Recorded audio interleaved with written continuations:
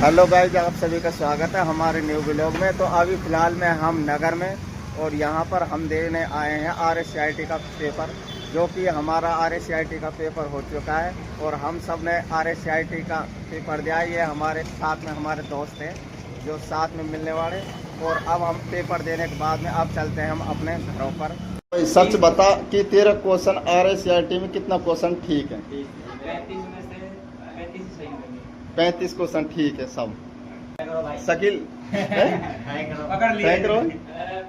हाँ भाई शकील, तेरे क्वेश्चन कितना ठीक है? जब भी पास तो हो जाएगा ना। तेरे कितना क्वेश्चन सही है? सब सही है भाई। तेरे क्वेश्चन कितना सही है?